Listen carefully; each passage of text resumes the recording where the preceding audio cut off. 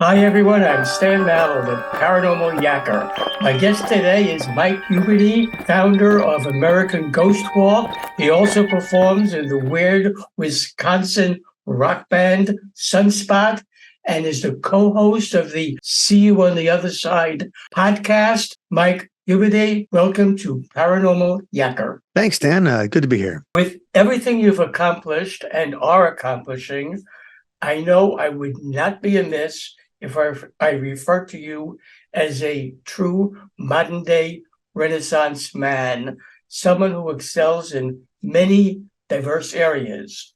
Because I read all about you and it's incredible. Now, with all your talents, you could have pursued any aspect of the travel and tourism industry. You chose ghost tours. Why? That's very kind of you, Stan. Thanks. The reason that I got into ghost tours originally was because I was on tour with my band about 13 years ago, summer 2010. We were on a tour. It was fun, had a great time over the summer. And then I came home, had to figure out a way to pay my mortgage. So you got into a situation where it's like, oh, well, the tour's over. Now I need a job. My sister had started a haunted history tour in Milwaukee a couple of years earlier. It was something we always liked going on as a family, always interested in haunted history. As kids, we grew up in Milwaukee, Wisconsin. And so Milwaukee's not very far away from Chicago, about an hour and a half from Chicago. And you could receive the Chicago radio stations in Milwaukee. And so when it came to Halloween time, there was a guy who they'd always have on WGN in Chicago, and his name was Richard Crow. And Richard Crow basically invented haunted history tourism as it is today. The idea where you go around to different places and you tell ghost stories and the history of the place. And they'd feature him on WGN on the radio. And my sister and I loved listening to Richard Crow on the radio when we were kids. And so eventually we go on trips and things like that. We were interested in finding the haunted history tours or learning the ghost stories of the towns we would visit. Then in 2008, my sister was a school teacher. She had summers off and was looking for a way to explore her fascination with ghost stories. So started a haunted history tour in Milwaukee over the summer. And then when I was looking for a job, she said, you know what? You should start a haunted history tour in Madison, Wisconsin, which is where I live, about an hour away from Milwaukee. And I said, well, that sounds like a good idea. And now I get the time to do it. The next day, it was August of 2010. The next day, I went downtown and started talking to different business owners. I went into a bar that I heard was haunted called the Great Dane in Madison. I walk into the Great Dane and I asked the waitress, hi, I know this is going to sound weird, but is this place haunted? And she looks at me funny, kind of for a second, and says, well, I've seen at least 2 ghosts here, but you should talk to the manager. She's seen at least 4. I said, all right. And that kind of kicked it off. So that was the thing that started getting into ghost tours, was because you hear these stories and then you start writing them down. And then I'm like walking around downtown and I'm talking to the people that work at the places. I start putting, ads online looking, hey, did you used to work downtown? Any ghost stories? I, started going to the old newspapers and old books. And I'd say, by September, the tour was ready to run. And so that first year, I did them all myself and ended up being able to pay my mortgage and things like that from it. And then it started kind of continuing from there. So I really enjoyed it. It was kind of a seasonal thing for a while. And then we started spreading around. Eventually, my sister's tour became part of the business. And then I lived in Minneapolis for a couple of years after my wife finished law school. And I discovered, hey, they didn't have anything in downtown Minneapolis.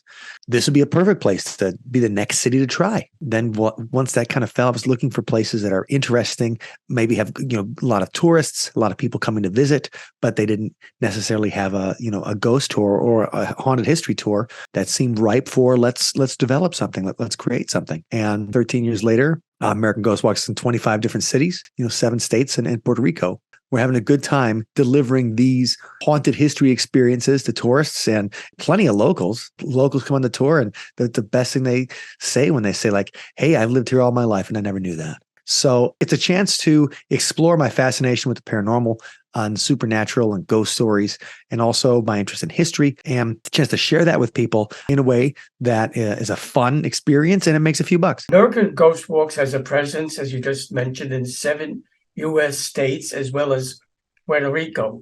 What are the 7 states that you have tours in? Wisconsin, where I currently live, Minnesota, Chicagoland area, so Illinois, Maine, so like down east in Maine and coastal Maine, 5 cities there. California, we're in Los Angeles and Hollywood. Louisiana, we just opened something in New Orleans. And so we just got all registered and everything like that and got the business license in New Orleans and are just about to, really kicking that off. And San Juan and Puerto Rico. So we have a tour running every night in Old San Juan, Puerto Rico, which is great, which is the oldest city we're in because San Juan's been around for, 500 years. What is the criteria you use when deciding which sites in a city will be included in the ghost walks organized in that city? A lot of times it's thinking about something that's walkable. We do have bus tours in some cities, but a lot of times the foundation of our business has been these like walking tours. So you want to find something that's maybe in a 1.5 to 2 mile kind of circle radius. And then you're looking at the places that have ghost stories, number one, but number two, that are significant to the history of the city. And so if you can kind of create that through line of here's, start with, here's the ghost story. Here's what happened here. And this is we think it's related to the people that lived here or this particular person used to own the building or used to work here, something like that, or live here. And then how does that relate then to the history of the city? Okay, well, that person was really important in 1942, blah, blah, blah, doing these kind of things here. And then what was going on in the world at the time? Well, 1942 in the middle of the World War. So you connect something all together. And so you kind of pick the sites based on can we link these in the through line in making it an interesting narrative experience for everybody. And it's important that we, if some place is associated with a ghost story, but we know the ghost story is kind of, if it's made up or something like that, or it doesn't have any kind of historical basis, or it's like an internet meme or whatever, but that doesn't actually anything, then that's what we'll tell people that. Be like, well, our number one rule, we tell all our guides and in the script, and we write the scripts and work on it, but we don't make anything up. We're not telling you that all these ghosts are real and everything that is true, but we would document someone's experience and we thought they were lying to us, then we wouldn't put it on the tour. We can't tell you what to believe, but we can tell you what these people who've had experiences, what they believe. And then we tie that into history and make it, a nice 90-minute to 2-hour little trip around town. Have you, Michael, found that certain areas in the city tend to have more paranormal activity than the other areas? If so, where are they in the city? And what is it about those areas that causes increased paranormal activity to take place there? You can't get much more haunted than a theater. And it seems like theaters are the places that have the most ghost stories, whether that's because actors can be superstitious or to talk about superstitious, right? You're not even supposed to say the name of the play Macbeth. Right. That's the legend. They don't say the name of the play Macbeth is bad luck. You have to say that Scottish play. So it might be some of the superstitions of actors. And that's part of it. You're talking about rituals before going on stage and things, the makeup, the getting ready, the getting into character, the looking over your lines. It's all these, little rituals when people leave such a, energy on a place. And that's the thing. Are actors leaving this kind of spiritual energy in a place that resonates? And the groups come in together. Are they, when they're on the receiving end of it, thinking of the energy the actors give and then the energy the audience gives back? It's like when you see a movie in the theater compared to watching a movie at home. When you watch a comedy in the theater and everybody's laughing and you start laughing with them. Whereas at home, you might laugh a little bit, but the belly laughs and stuff that they have in a movie theater, you wouldn't necessarily get or watching a live comedy a routine you wouldn't necessarily get at home. Or a horror movie. Like horror movies are scary at home, but when you have the person right next to you who's like, you see them holding on for their dear life onto the armrest of the seat, that brings an electricity to the room that is some kind of non-physical communication. Now, whether that's psychic or anything like that, but think about a live performance in theater and actors going out and giving it their all and creating these characters on stage and then the audience reacting to that. And the chemistry that comes from a really great performance that could leave a mark on a place. Or maybe just actors like to come back because they're attention hogs and the idea that they're dead and they can no longer be on stage hurts them too much. So they want to come back and still bask in the spotlight even after they're gone. Have you, Michael, had any paranormal experiences yourself? If you did, could you share them with my viewers? I'm not the kind of guy where paranormal stuff happens all the time. So, there's some people who you just talk to them and they're like, oh yeah, I've seen a dozen ghosts or whatever. To me, a paranormal experience or something that happens is really uncanny. They're just few and far between.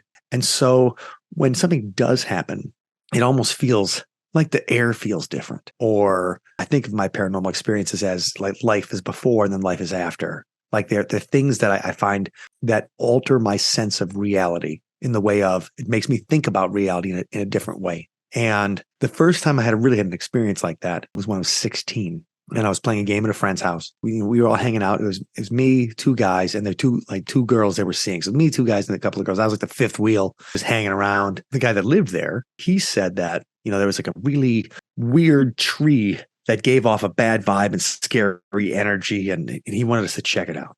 And I'm like, okay. And we all were interested in ghost stories. And if there was some kind of urban legend associated with the place, I wanted to see it, right? And so I'm like, okay, we finished the game. Let's go out and, check out this tree. We go to the tree and I am completely like, all right, this tree's lame. Like there's nothing to it. Like, what is going on here? So this isn't spooky at all. And so I thought, well, this guy had just set us up, or maybe he's trying to get the girls kind of scared, trying to play games. And I get it.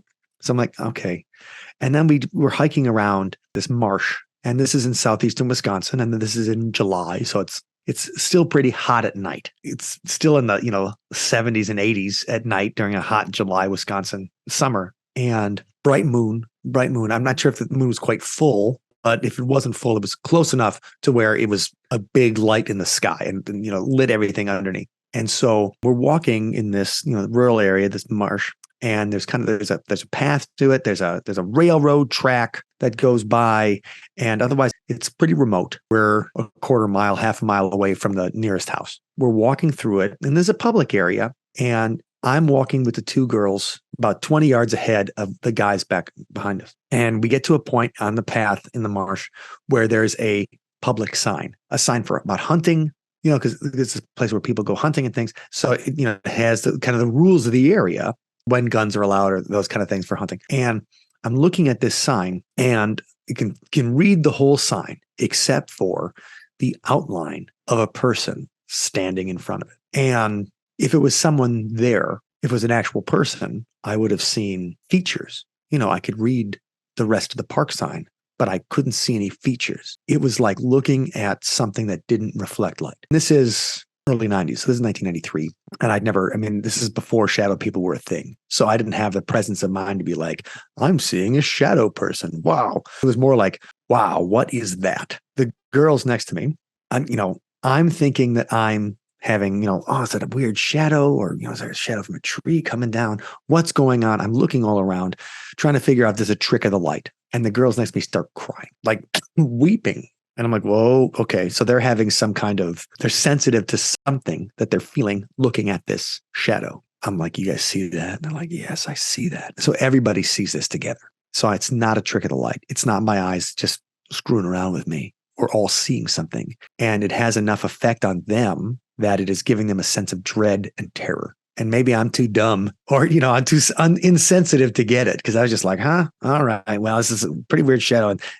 But then I'm thinking, oh man, are these guys going to think that I said something to their girlfriends? They're going to be mad at me. Are they, So I turn around and these guys are still yards behind us. And then I turn back, thing's still there. And then the girls run back, like some run away.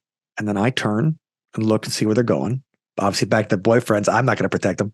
They could, I would try, and then I look back and then there was nothing. It was just the sign. It was, I didn't hear anything. We went to all go, we rushed toward the sign to see if we could see what was there, if it was a kind of an animal, if it was a person kind of thing. And it seemed like the grass was matted a little bit in front of the sign, but nobody's a tracker here or anything like that. We're all teenagers, but it plausibly could have said like, well, it looks like somebody was standing here. But the experience of seeing that with the other people, having the effect of not just like, oh, that's weird, or that's an unusual thing, but having a psychic effect on the two girls there. That was the first time I experienced something where if you asked me to explain it, like it wasn't a person. First of all, a person wouldn't have been able to just disappear like in the half second when I turned around and turned back. Second, if it was a person, I would have seen that, you would have seen features on the face. And so that got me. Should viewers of Paranormal Yacker want to learn about the various tours now offered by American Ghost Walks and find out how they can go about booking one, how can they do that? It's as easy as going to AmericanGhostWalks.com. And we also have we have an email list where we do like a haunted story every week. If you're just even interested in the paranormal, we have a new haunted story. It's usually from one of the locations that we visit on our ghost tours that we send to people every week. And it also has cool merchandise, and it's got links to when there's an interesting podcast that's out there or interesting TV show. We put them all in there as well, and I let everybody know about it. So at AmericanGhostWalks.com is the easiest way you can book a tour or just kind of see what we're up to. Mike, I thank you for being my guest on Paranormal Yacker. I wish you continued success with all your endeavors. I appreciate that, Stan. You as well. Hi, everyone. I hope you enjoyed part one of my interview with Mike Huberty, founder of American Ghost Walks. So that you don't miss part two, be sure to subscribe to my free YouTube channel. To do that, all you have to do is press the subscribe button on your screen.